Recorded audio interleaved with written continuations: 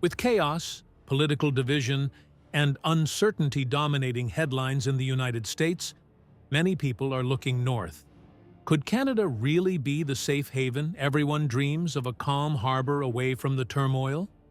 Many people automatically look north when news stories talk about government gridlock, social unrest, and division in the United States. People have long thought of Canada as the safe harbor in America's storm because of its image for being calm, polite, and good government. But does that still seem to be the case in 2025? Can a country that was once known for keeping the peace and diplomatic silence really be a safe haven from chaos, both for its own people and for people from other countries looking for peace? Ottawa is trying to figure out what to do in a world that seems to be getting more unstable. This makes the questions more important than ever, and Canada's character is being tested like never before. Canada has thought of itself as a peacekeeping country for a lot of its modern history. It has not put as much emphasis on military power or world dominance as its southern neighbor has. Of course, that heritage is starting to feel out of date. Now that Donald Trump is back in office and changing U.S. foreign policy, some Canadians, like author Stephen Marche, say that Canada can't just count on American safety. Marche wrote an interesting opinion piece for The Guardian, in which he said Canada should get out of its lazy comfort zone and look to Finland for ideas. Finland's whole society defense approach doesn't just rely on soldiers.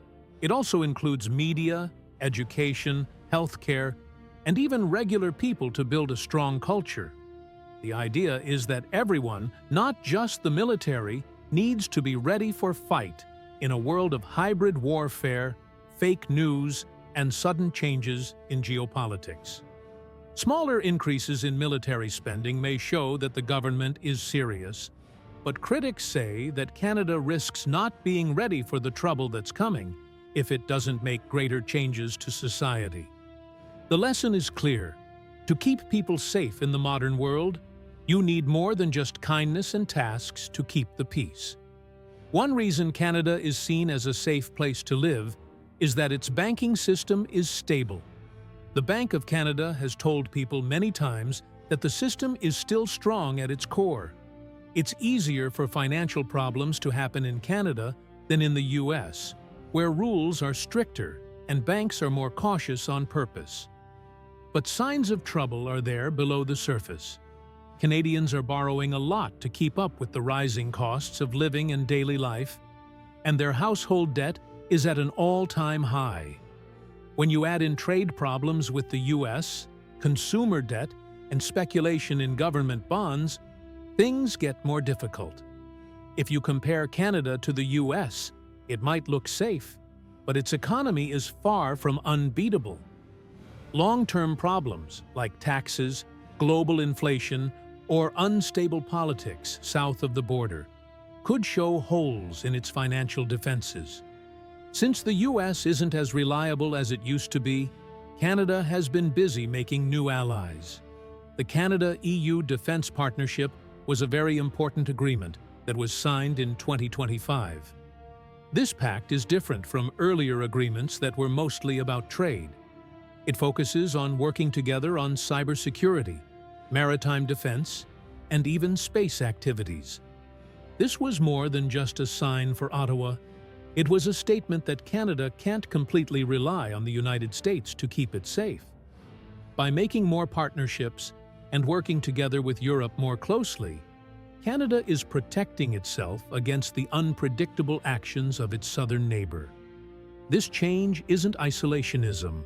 Instead, it's an effort to be resilient by building relationships that spread risk and make Canada look like a reliable, practical partner in a world that is always changing.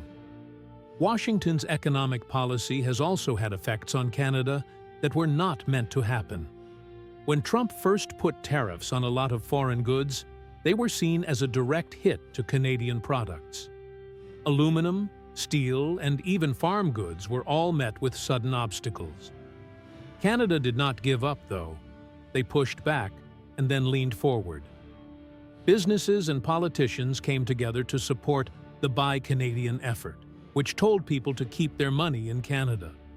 The provinces looked for ways to improve trade between them, and Canadian companies grew their business in Europe and Asia. There was a change in what looked like a disaster. Rates do hurt in the short run, but they also made Canada rethink how much it relied on the US market and find other ways to make money.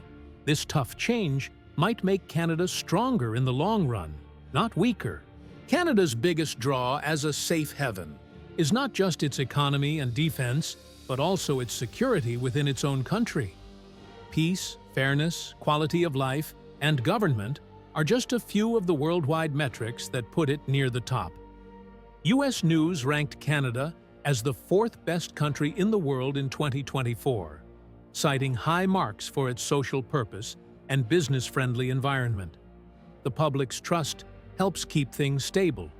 Canadians often complain about how expensive housing is or how long it takes to get medical care, but they still trust organizations more than Americans do.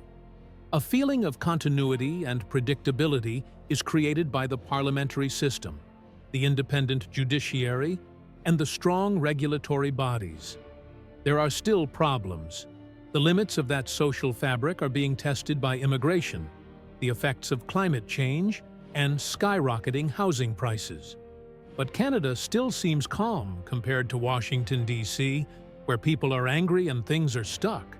It's like a neighbor whose house shakes in the wind but doesn't fall down. A lot of people outside of Canada think that their visa system is very clear. Clear, point-based ways to get permanent residency are made possible by programs like Express Entry and the Provincial Nominee Program. For skilled workers, the process is often easier than in the US, where politics and red tape slow things down.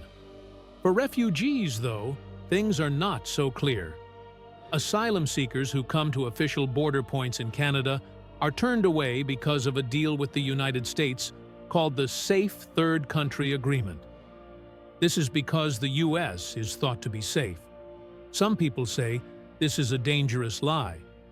In reality, people seeking refuge who are desperate to avoid being sent back to unsafe countries often cross illegally, navigating forests and rivers to get to Canada. This strategy shows how Canada's reputation for being kind and its need to manage its borders are at odds with each other. For many people, Canada is better, but not everyone can enjoy that safety.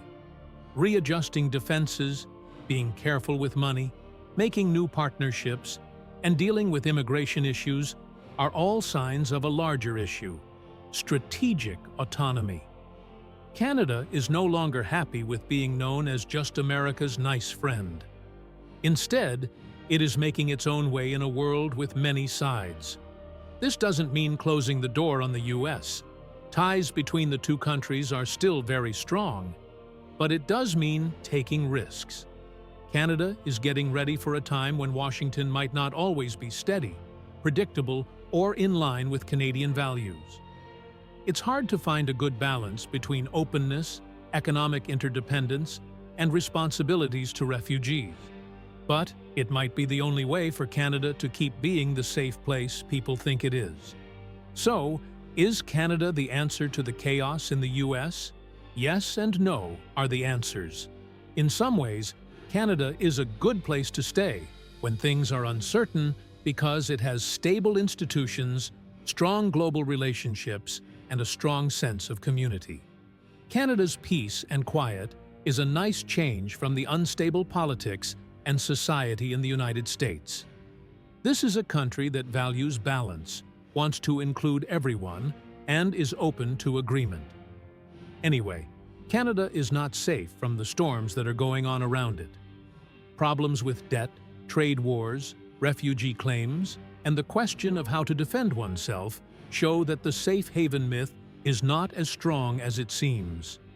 To stay strong, Canada needs to keep strengthening its institutions, rethinking its relationships, and getting used to a world where stability is the most rare thing of all. Canada may be a safe port, but like any harbor, It needs to keep its waters clean, its walls fixed, and it ready for the storms that will come. If you want to stay informed about global issues and discover the full story behind the headlines, make sure to subscribe and hit the bell icon so you never miss an update.